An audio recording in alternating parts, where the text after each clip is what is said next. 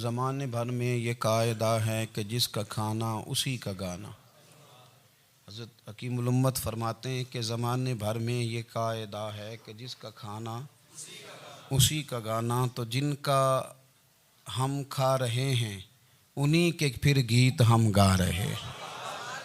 کائنات ارضی اور سماوی پر سب سے بڑا، سب سے شاندار، سب سے خوبصورت، سب سے ٹھنڈا، سب سے امن والا جو انقلاب ہے وہ میرے نبی پاک نے برپا فرمایا۔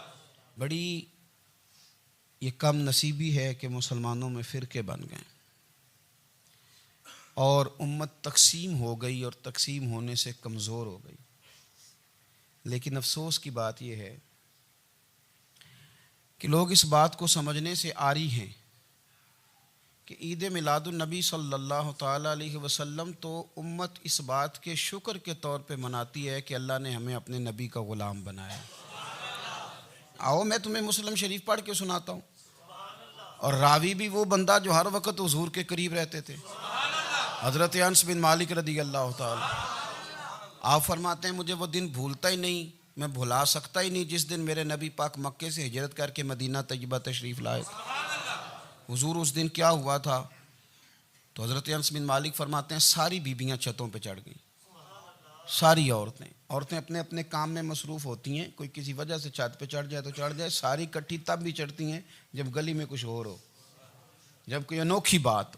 ساری بیبیاں چھتوں پہ چڑھ گئیں، بچے درختوں کے ساتھ چمٹ گئے، اور فرماتے ہیں کہ 70 کے قریب لوگ حضور کی سواری کے آگے تھے اور باقی سینکڑوں کی تعداد سے سواری کے پیچھے تھے، اور فرماتے ہیں یہ الگ منظر تھا۔ اور یہ مسلم شریف میں نعرہ موجود ہے، مسلم شریف میں یہ صحیح مسلم میں موجود ہے کہ جب حضور مدینے آ رہے تھے تو مدینے والے نعرہ لگاتے تھے یا محمدہ یا رسول اللہ، اور چلتے ہوئے لگا رہے تھے یا محمدہ یا رسول اللہ کا وہ نعرہ لگا رہے تھے۔ اور پھر حضرت انس بن مالک فرماتے ہیں یہ دو منظر یہ تھے، ایک تیسرا منظر بھی تھا۔ مدینہ شریف کے اندر کچھ قبیلے تھے، آج بھی ایسا ہونا نہیں چاہیے، یہ اسلام نہ صرف اس کو ناپسند کرتا ہے بلکہ اس کی تردید کرتا ہے۔ چھوٹی برادری بڑی برادری آج بھی تقسیم ہے، نہیں ہونی چاہیے۔ عرب کے اندر بھی تقسیم تھی، کچھ قبیلوں کو چھوٹا جانتے تھے، کچھ کو بڑا جانتے تھے۔ ایک قبیلہ تھا بڑا قبیلہ، بنو نجار کا، چودھریوں کا قبیلہ، سیٹھوں نوابوں کا قبیلہ، بڑے لوگوں کا قبیلہ۔ اس قبیلے کی بیٹیاں ایک کونے میں دف لے کے بیٹھ گئیں۔ نبی پاک صلی اللہ تعالیٰ علیہ وآلہ وسلم کے غلاموں بات کو سمجھیں۔ ایک منظر یہ کہ عورتیں چھتوں پہ، آج ہم منع کریں گے کیونکہ یہ پردے کی آیتیں نازل ہونے سے پہلے کی بات ہے، اب آیتیں آ گئیں، اب ہم یہ اجازت نہیں دیتے۔ عورتیں چھتوں پہ چڑھ گئیں، مرد گلیوں میں نعرے لگانے لگے، اور بنو نجار قبیلے کی بیٹیاں، چھوٹی بچیاں وہ ایک کونے میں دف لے کے بیٹھ گئیں اور وہ پڑھنے لگیں طلع البدر علینا۔ اب تو میلاد غریبوں میں رہ گیا ہے، ہمارے یہاں فیشن ہو گیا ہے، جب حالات خراب ہوتے ہیں تو لوگ برکت کے لیے میلاد کراتے ہیں، اور جب امیر ہو جاتے ہیں پھر انہیں میلاد کے جائز ہونے کی دلیل ہی کوئی نہیں ملتی، پھر وہ یہ فیشن ہے۔ بندہ تھوڑا سا پڑھ جائے نا دو چار چیزیں تو ہر چیز کو غلط کہنا اس کی طبیعت ہوتی، پھر یہ فیشن ہے کہ میری سوسائٹی نہیں ہو گئی، کتابیں نہیں ہو گئیں، فرنیچر نیا ہو گیا، دوست نئے ہو گئے، تو مذہب وہی پرانا۔ اوئے ہوئے کوئی ترقی کرنی چاہیے، پھر وہ ترقی کرتے ہیں بیچارے، اور جن کی پیچھے 10 نسلیں اور 50 نسلیں میلاد مناتی آنے کو اتنی دلیل کوئی نہیں ملی، سبحان اللہ۔ جن کی دادی وضو کر کے کھیر پکاتی تھی 11ویں کی، جب امیر ہو جاتے ہیں تو انہیں 11ویں پکانے کی دلیل ہی نہیں ملتی۔ اب آپ امیر ہو گئے میرے بھائی، آپ کا فیشن ہے، یہ طبیعت کا حصہ ہے۔ آپ چاہتے ہیں کہ میں وہ کام کروں جو درویش لوگ، سادے لوگ نہیں کرتے۔ تم اپنے معاملات کو بچانے کے لیے نعرے لگاؤ تو تمہارے پاس ساری دلیلیں ہیں، لیکن یہ تمہارا نصیبہ ہے کہ تم جھوٹوں کے نعرے لگاتے ہو، لیکن یہ غریبوں کا نصیبہ ہے کہ میلاد والے رسول کا نعرہ لگاتے، یہ غریب کا حصہ ہے۔ لیکن وہ بنو نجار کی بچیاں غریب نہیں، امیر گھرانے سے تھیں۔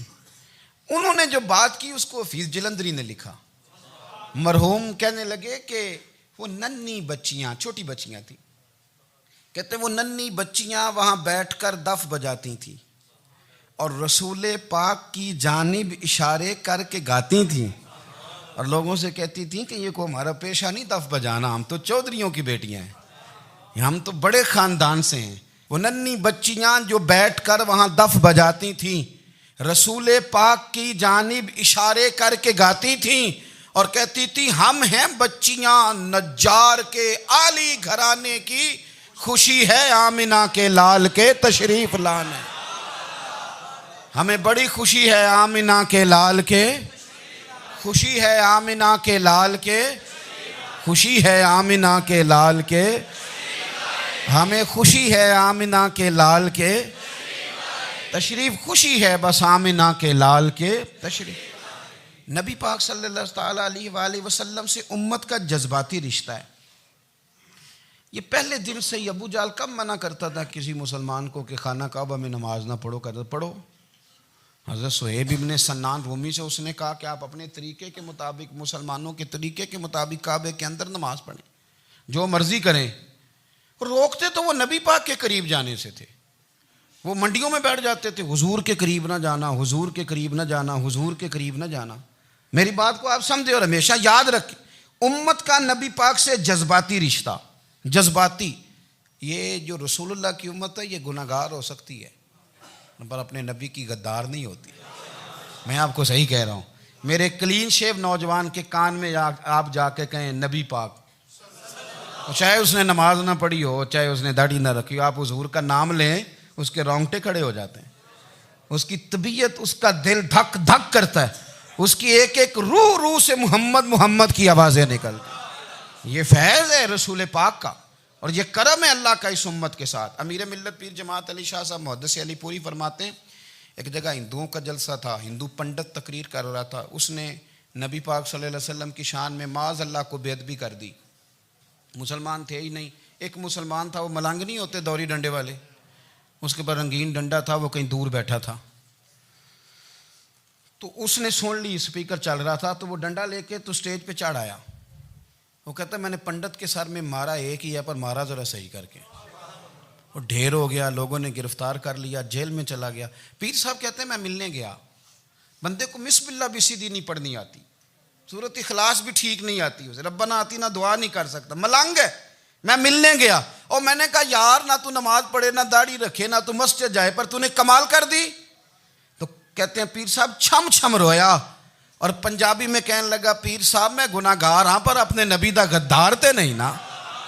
یہ گناہگار اور غدار میں فرق ہوتا ہے، میں گناہگار ہوں پر یہ تو نہیں نا کسی کی ضرورت کہ میرے سامنے میرے نبی کے بارے میں بات کر جائے اور ساڑی اچھی تے سچی سرکار نو گل کر جائے۔ یہ بات آپ سمجھیں، دشمن احمد پہ شدت کیجئے، ملحدوں سے کیا مروت کیجئے، شرک ٹھہرے جس میں تعظیم رسول، اس برے مذہب پہ لعنت کیجئے، اور مثل فارض زلزلے ہوں نجد میں ذکر آیات ولادت کیجئے اور یا رسول اللہ کی کثرت کیجئے۔ نبی پاک کا پیار امت کے لیے سرمایہ حیات ہے۔ رسول پاک کے ساتھ امت کا والہانہ رشتہ ہے۔ نبی پاک کے ساتھ والے، حضرت خبیب کو گرفتار کر لیا مکے والوں نے، اس وقت غربت تھی اسلام پر، مکے میں سارے لوگ کٹھے ہو گئے اور چوک میں پھانسی دینے لگے حضرت خبیب کو۔ کہنا آسان ہے، کرنا بڑا مشکل ہے، بندہ جیل میں الجھ جائے تو میں نے بڑے بڑے سیانے لوگ معافیاں مانگتے دیکھے، بڑے بڑے لوگ کہتے دیکھے ہیں کہ یہ کام بڑا، قید تنہائی بذات خود ایک مصیبت ہے۔ آپ کو اکیلا رہنا پڑ جائے نا، یہ لاک ڈاؤن ہوا ہے تو لوگ نفسیاتی مریض بن گئے، اکیلے رہنا، تنہا رہنا کوئی چھوٹا کام ہے۔ حضرت خبیب اکیلے اور مکے کا دور اور چاروں جانب کافر، اور چوک میں جب پھانسی پہ لٹکایا جانے لگا تو ابو سفیان بولے اور بول کے کہنے لگے یار بندہ کوئی کام کر کے بڑا پچھتاتا بھی ہے کہ یار نتیجہ کیا نکلا، تو معاذ اللہ آپ کا بھی نتیجہ تو پھانسی ہے، تو آپ کا کیا خیال ہے؟ یہ آپ یقین کریں کہ لوگ صحیح صحیح ساتھ چلتے ہیں، تھوڑی سی دشواری اٹھانی پڑ جائے تو کہتے ہیں میں گاڑی ٹھیک تھا، پر انہی پتھروں پہ چل کے اگر آ سکو تو آؤ، میرے گھر کے راستے میں کوئی کہکشاں نہیں ہے۔ لوگ نا میٹھا میٹھا کھانا چاہتے ہیں، تھوڑا کڑوا آ جائے تو مصیبت بن جاتی ہے۔ کہتے ہیں سارے فلانے سے پیار کریں گے تو میں کروں گا، سارے مخالفت بھی کریں گے تو ہم انشاءاللہ پیار ہی کریں گے۔ یہ کیا بات ہوئی کہ ہم زمانے کا رنگ دیکھ کے چلیں گے؟ اب بعض لوگ پچھتا رہے ہوتے ہیں، حضرت خبیب سے کہا، ابو سفیان نے ابھی کلمہ نہیں پڑھتے تھے، کہنے لگے تو اس وقت پھانسی پہ لٹک رہا ہے اور تیرے نبی مدینے میں اور آرام میں، اور ان کے صحابہ آرام میں، اہل بیت گھر میں، تیرے ذہن میں اگر اس وقت یہ بات ہو کہ اس وقت تیری جگہ پہ وہ ہوتے معاذ اللہ، تو پھر کیا ہوتا؟ مجمع غیروں کا، علاقہ غیروں کا، یہ ٹائم آیا تھا اب نعرہ رسالت لگانے کا، اب ٹائم آیا حضرت خبیب نے نعرہ رسالت لگانا ہے، پر لگانا کس طرح ہے کہ کافر یاد رکھیں۔ حضرت خبیب سے کہنے لگے اگر تیری جگہ حضور ہوتے تو پھر تیرا کیا خیال ہے معاذ اللہ؟ تو حضرت خبیب کہنے لگے تم ابھی بھی نہیں سمجھے؟ ٹھیک ہے میں مکے میں اکیلا ہوں، سارے لوگ مدینے میں ہیں، پر میں پچھتا نہیں رہا، میں تو فخر کر رہا ہوں، میں فخر کر رہا ہوں اس لیے کہ چوری کر کے جان نہیں دے رہا، مدینے والے کی عزت پہ جان دے رہا ہوں، میں فخر کر رہا ہوں۔ فرمایا سن، تو کہتا ہے تیری جگہ حضور ہوتے اور تم انہیں یہاں معاذ اللہ پھانسی پہ لٹکاتے۔ فرمایا سن، میں تو یہ بھی پسند نہیں کرتا کہ میں گھر میں بیٹھا ہوں اور میرے نبی کو ہلکا سا کانٹا بھی چبھ جائے، ہمارا اپنے نبی سے محبت کا رشتہ ہے، ایک کانٹا بھی حضور کے قدم مبارک میں چبھے ہمیں برداشت۔ مجمع ان کا تھا، نعرے لگ رہے تھے، ہم نے مسلمان پکڑ لیا، لیکن حضرت خبیب نے اکیلے، اللہ کرے آپ کو میری بات کی سمجھ آئے، اللہ کرے آپ کو سمجھ آئے، اکیلے جب پھانسی کے تختے کے قریب نعرہ لگایا نا کہ میں تو کانٹا بھی نہیں چبھنے دوں گا اپنے نبی کو، اب سارے ہار گئے۔ اب اس ایک جملے نے نا ان کو شکست خوردہ کر دیا، اب بول کچھ نہیں سکتے تھے، گردنیں جھک گئیں، اور جب سناٹا چھایا تو ابو سفیان ساتھ والے سے کہنے لگا باقی ساری باتیں اپنی جگہ پر ہیں، پر اصحاب محمد سے پیار تو بڑا ہی کرتے ہیں نا، اور وہ کچا رنگ للاری والا جیڑا چڑھ دا تے لیندا رہندا، اے عشق تیرے دا رنگ محمد چڑھ جائے پھر نہیں لیندا۔ کہا یار پیار تو یہ کرتے ہیں نا، اس میں کوئی شک والی بات، اس پیار سے کافر ڈرتا ہے۔ نبی پاک کے ساتھ جذباتی وابستگی، حضور کے ساتھ غلاموں کا جذباتی رشتہ، اور نبی پاک صلی اللہ تعالی علیہ وسلم کی آمد پر تشکر کے جذبات۔ امام رازی نے لکھا ہے کہ حضرت موسیٰ کلیم اللہ علیہ السلام نے تورات کی تختیوں کے اندر ایک امت کا ذکر پڑھا کہ جو امت گناہ کا ارادہ کرے گی تو گناہ لکھا نہیں جائے گا جب تک کر نہ لے، اور نیکی کا ارادہ کرے گی تو رب ان کی نیکی لکھ دے گا، اور جب وہ کر لے گی تو اللہ 10 گنا اجر عطا کرے گا، اور وہ ایسی امت ہوگی کہ جن کے چہرے قیامت کے دن نور کی طرح چمکیں گے، اور وہ امت ہوگی جن کی اللہ تعالیٰ زمین ساری پاک فرما دے گا، جہاں نماز پڑھیں گے نماز ہو جائے گی۔ یہ تذکرے پڑھ کے تو حضرت موسیٰ کلیم عرض کرنے لگے اللہ یہ امت میری بنا دے، تو رب کریم نے فرمایا کہ موسیٰ نہیں، یہ تو میرے محبوب کی امت ہے، فرمایا یہ تو میرے نبی پاک کی امت، حضور کی امت۔ اللہ اکبر۔ حضرت موسیٰ معمولی آدمی نہیں، وہ جلیل القدر پیغمبر ہیں جن کا قرآن کے ہر سپارے میں تذکرہ ہے، کہیں واضح طور پہ کہیں اشارتاً، ہر پارے میں۔ اور حضرت موسیٰ اللہ کے وہ نبی ہیں جو رب سے ڈائریکٹ باتیں کریں کوہ طور۔ کہا اے موسیٰ یہ امت تو میرے نبی کی ہے، تو حضرت موسیٰ علیہ السلام عرض کرتے ہیں، امام رازی نے لکھا ہے، کہتے ہیں اے اللہ پھر مجھے اپنی نبی کی امت میں شامل کر۔ او یار ہمیں لوگ کہتے ہیں میلاد نہ مناؤ، جس امت میں آنے کے لیے حضرت موسیٰ نے دعا مانگی، جس محبوب کی غلامی کے لیے، ہمیں تو دعا بھی کوئی نہیں مانگنی پڑی، اللہ نے فضل سے ہی مدینے والے کا غلام بنا دیا۔ تو ہم حضور کے تذکرے نہ کریں، ہم تشکر نہ کریں، ہم نبی پاک صلی اللہ تعالی وسلم کی نعت نہ پڑھیں، ہم حضور کے آنے پر جشن کا اظہار نہ کریں، ہر وہ جائز طریقہ جس سے اظہار خوشی ہو سکے وہ میلاد پہ کرنا چاہیے، اور اس کے لیے اسباب بنانے چاہیے۔ امت کا ایک جذباتی انداز ہونا چاہیے نبی پاک کے ساتھ، ایک وارفتگی، ایک ذوق، ایک طبیعت کے اندر وجدان۔ نعرہ مطلب اس طرح نہ ہو کہ بس چل رہا ہے کام، میں نہیں ہوں قائل، میں کہتا ہوں پہلے تو کوئی لگائے نہ، اور پھر نعرہ جب لگتا تھا نا تو مسلمانوں کے یہاں نعرہ لگتا تھا تو بڑے بڑے لوگ کانپ جاتے تھے۔ صوفیاء نے لکھا ہے کہ حضرت عمر نے جب کلمہ پڑھا نا تو 39 بندے کلمہ پڑھتے تھے، تو نبی پاک نے رات کو دعا مانگی، اے اللہ عمر کو مسلمان کر کے اسلام کو عزت دے۔ حضرت عمر سویرے آ گئے، میں وہ تفصیل میں نہیں جاتا، بات لمبی۔ حضرت عمر جب آئے نا اور انہوں نے آتے جب کہا نا کہ میں کلمہ پڑھنے آیا ہوں، تو حضور اتنے راضی ہوئے کہ نبی پاک نے کہا اللہ اکبر، تو صحابہ نے نعرے لگائے اللہ اکبر اللہ اکبر، یعنی 40 لوگ مسلمان ہوئے تو نعرے لگے ہمارے صوفیاء کہتے ہیں حضرت عمر کے آنے پر جب نعرے لگے تو بتاؤ کہ وہ تو نعرہ تکبیر لگا، نعرہ رسالت کیوں نہیں لگا؟ تو کہتے ہیں گویا ہمیں حضور نے یہ سمجھایا ہے، حضور کے اشاروں نے سمجھایا ہے کہ میں اب اپنے نعرے خود تو نہیں نہ لگاؤں گا، میں نے تو اللہ اکبر کہہ دیا، عمر آ گیا ہے میرے نعرے لگاتا رہے گا، نعرے لگیں گے۔ حضرت عمر نے پہلے دن ہی کہا کہ حضور آپ سچے رسول ہیں تو چھپ چھپ کے نماز کیوں پڑھیں؟ شروع ہو گئے نعرے، حضور آپ سچے ہیں تو چھپ چھپ کے نماز کا کیا معنی ہو؟ تو حضور نے فرمایا تیرا کیا ارادہ ہے؟ کہ حضور سارے نہیں، ایک میں ایک امیر حمزہ، ایک لائن کے آگے وہ لگ جائے، ایک کے آگے میں لگ جاؤں، اور باقی مسلمان جتنے ہیں کل 40 تھے، پیچھے 18 19 بچیں گے، تو ایک لائن میں وہ ہو جائیں، ایک میں آگے ایک میں امیر حمزہ ہو، ایک میں ہوں، تو دیکھ لیتے ہیں یہ ہمیں نماز کیسے نہیں پڑھنے دیتے۔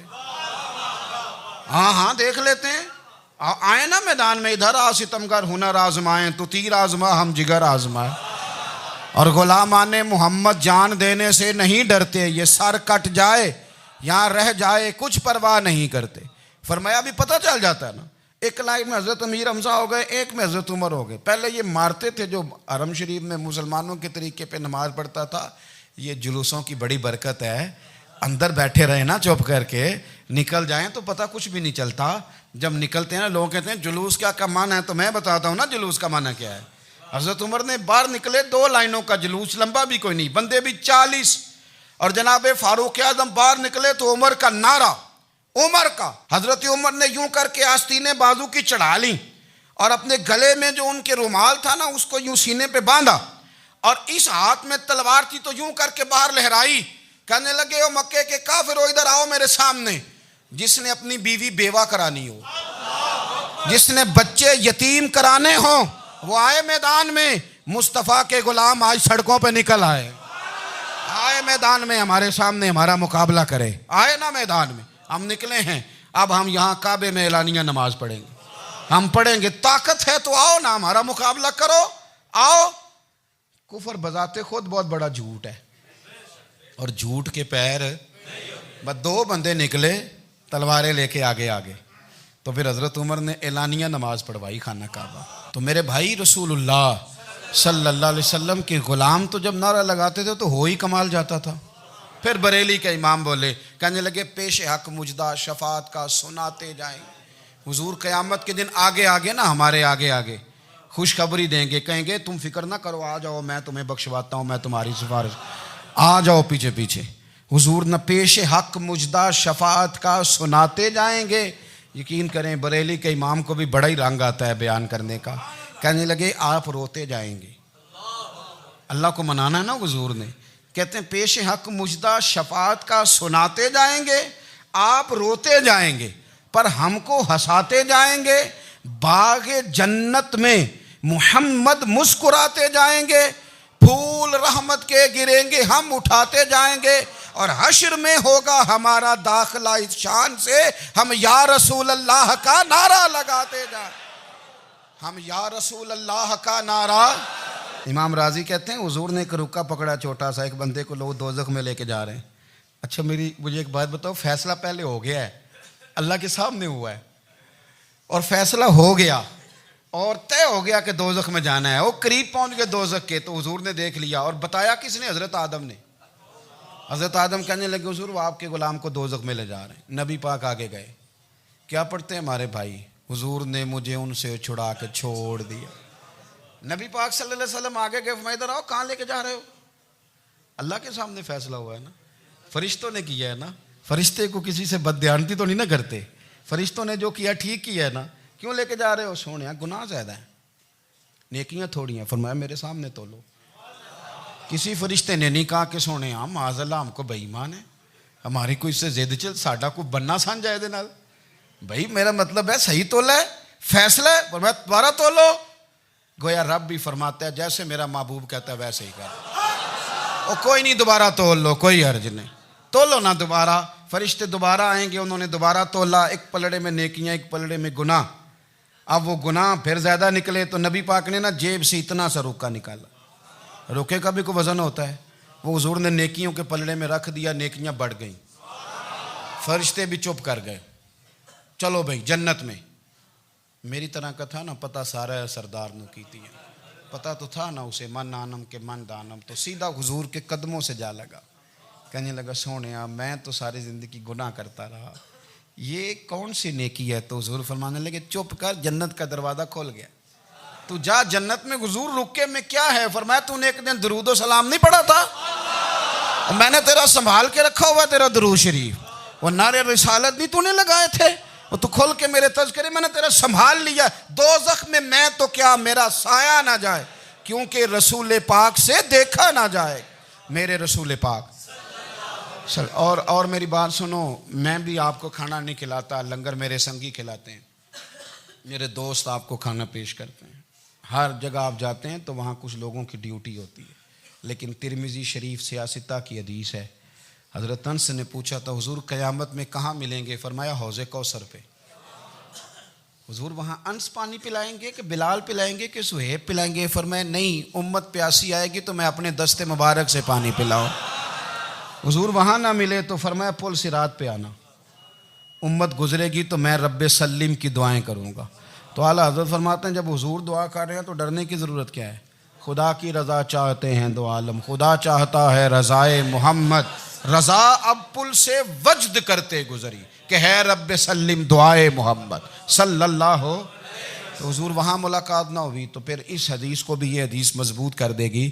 حضور فرمانے لگے پھر میزان عمل پہ آ جانا, امت کے عمل تول رہے ہوں گے اور میں کامیابی کی دعائیں مانگ رہا ہوں گا. تو جس کے لیے حضور دعا مانگیں گے ناکام ہوگا, ناکام ہوگا. اپنے بچوں کو حضور کی محبت سکھائیں, نبی پاک صلی اللہ علیہ وسلم کی غلامی کریں. آپ کا رشتہ نبی پاک کے ساتھ مضبوط ہونا چاہیے, آپ کے تعلقات حضور کے ساتھ مضبوط ہونے چاہیے. اور آپ نے دائیں بائیں نہیں دیکھنا کہ پراپوگنڈا کیا ہے, لوگ کیا کہہ رہے ہیں. لوگوں کو دیکھ کے جو لوگ رستہ بناتے ہیں وہ پیچھے رہ جاتے ہیں. آپ نے یہ دیکھنا ہے کہ میرا حضور سے نسبت کا تعلق مضبوط ہے, کوئی کدھر جا رہا ہے اس سے ہمیں کوئی تعلق. اس وقت عالمی حالات کیا ہیں, قومی حالات کیا ہیں, معاشی حالات کیا ہیں, جرنلسٹ کیا کہہ رہے ہیں فلانے کے, ہمیں اس سے غرض نہیں ہے. ہمیں تو اتنا پتہ ہے کہ ہم نے اپنے نبی کو راضی کرنا ہے. تو اس لیے خوبصورت محافل کا ذکر کریں, خوبصورت درود شریف پڑھیں.